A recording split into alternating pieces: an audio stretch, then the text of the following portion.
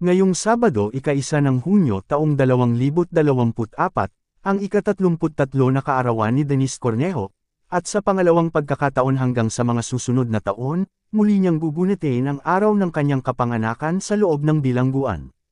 Unang naranasan ni Denise gunitain ang kaarawan sa loob ng kulungan noong nag-23 siya, ika-1 ng Hunyo taong 2014, habang nakapiit sa Philippine National Police Headquarters sa Camp Crame, Quezon City.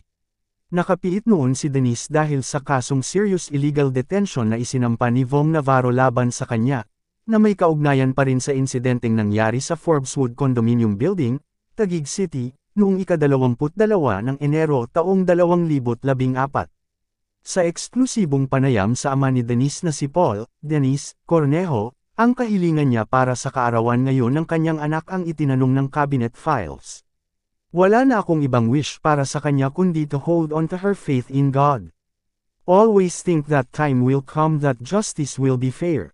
Hindi yung ganitong nangyari sa kanya, sagot ni Denise. Si Denise ay naninirahan sa US at hindi pa nagkakaroon ng pagkakataong makita ng personal si Denise mula nang makulong ito sa Correct Ionel Institute for Women, CIW, sa Mandaluyong City, noong ika-2 ng Mayo taong 2024.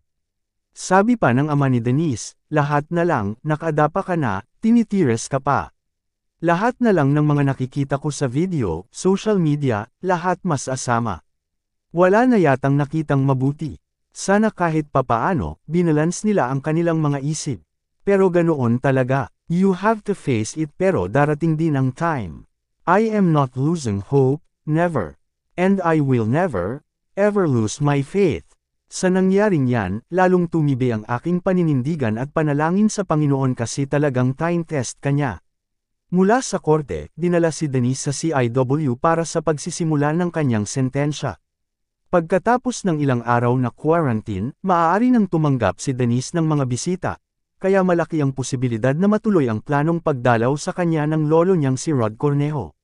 Kung papayag ang Correct Ionel Institute for Women, I would like to visit her for her birthday, to pray with her. I will bring some Christian friends so we can pray for her and maybe even have a little birthday celebration.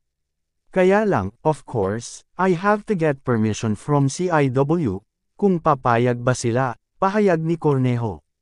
Hindi iniwan o pinabayaan si Denise sa mabigat na pagsubok na pinagdaanan nito nitong nakalipas na 10 taong gamulong ang kaso hanggang sa humantong sa tuluyan nitong pagkakakulong.